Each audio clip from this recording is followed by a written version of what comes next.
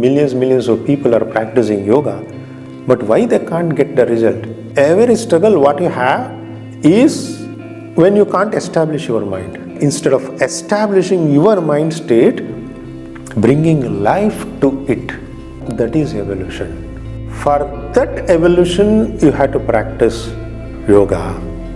Let's join to uplift the human consciousness. Patanjali, in his Yoga Sutra, he never mentioned any name of the posture. Because everything is a posture. You raise this hand, this is a posture, this is a posture, this is a posture. Why not? Why specifically particular postures has to be called as postures? No. Once you know the intention of it, you don't find any meaning in mentioning the name.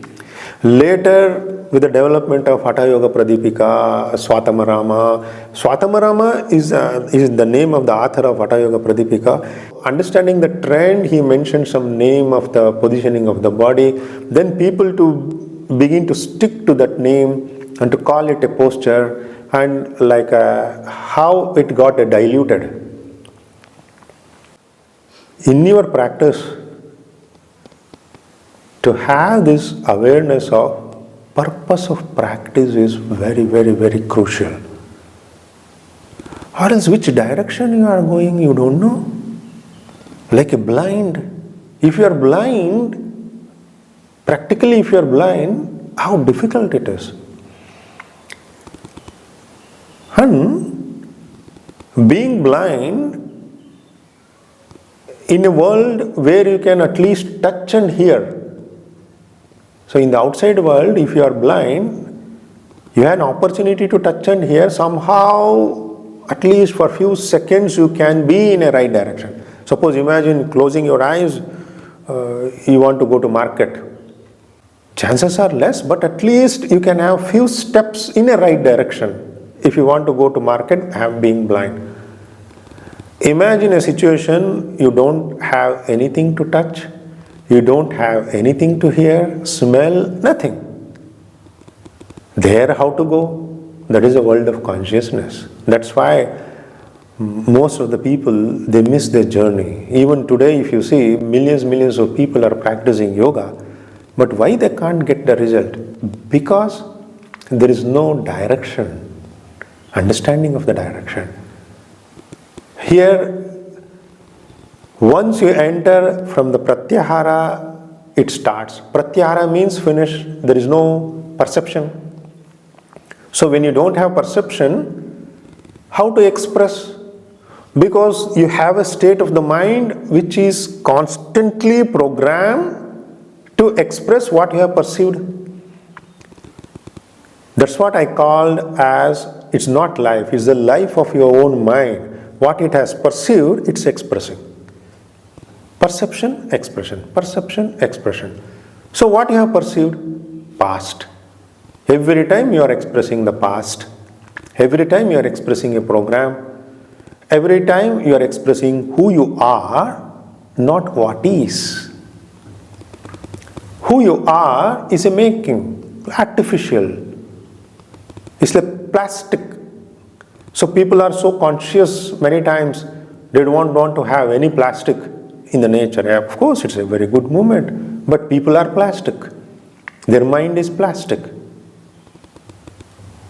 which is past. So be genuine. How you can be genuine? By establishing the life, not the mind. Constantly, people, since out of their ignorance, they want to establish their mind. You see in your life, every day, everybody wants to establish their mind. You ask anyone in their life, oh, I like this, I want to have it. Oh, I don't like this, I don't want. Oh, I want to go there. Oh, I could not go there, I wanted to go there. Oh, that person didn't smile at me. Oh, I don't have bank balance because I can't travel. Like this. Constantly. You are trying to establish your state of mind. Your wants and don't wants. That's why kleshas, what Patanjali calls in Yoga Sutra, need to be addressed, solved for the happening of Chitta Vritti. There is a link between Klesha and Vrittis.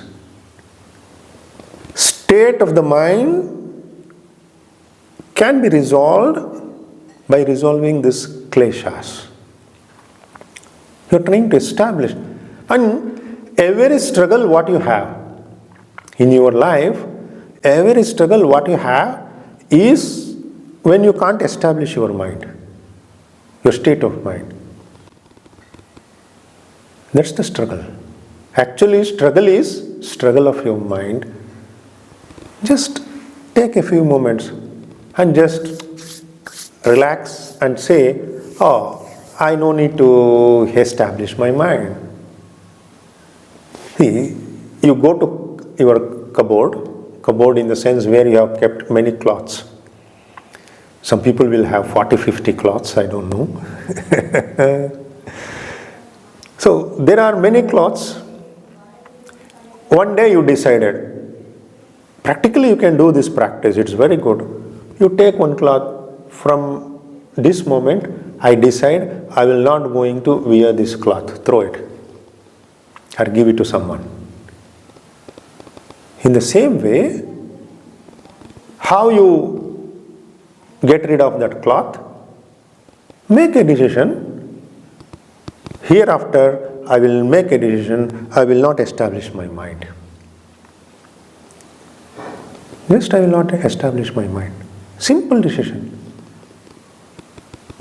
How much big relief, how much struggle-less you will become. Then every moment you are happy, rejoicing, and not wanting something from someone. I give, I take, or if I do this, I get back. No mind. That's no mind. It's not like no mind is a concept. It's not the absence of the mind. It's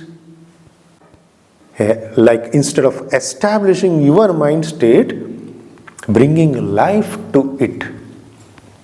Towards that, when you are evolving in life, that is evolution. For that evolution, you have to practice yoga. And an abundance of such a practice is possible through postures, through living day-to-day life as per yama, niyama, pranayama, pratyahara, dharana, dhyana, samadhi. It's a jewels, meaning very precious methodologies to bring that abundance of life which can enter the mind. If mind is not abundance, it can't carry that abundance. If I hold my hands like this and somebody pours water, one glass of water I can carry. I can't carry one bucket full of water. I can carry only this much. Creation functions through your mind. If your mind is not there, there is no creation. You have to understand this link. It needs to be abundant. This is abundance, a space we are gifted in this creation by the Creator or XYZ. And abundance is there. That's why it can accommodate abundance. Both are infinite. That's what I meant by infinite. So don't try to control the infinite. That's why Patanjali never meant to control. That's why he never called it a controlling system. Yoga, it's a union. Evolve the self, better the world, love all. Let's join to uplift the human consciousness.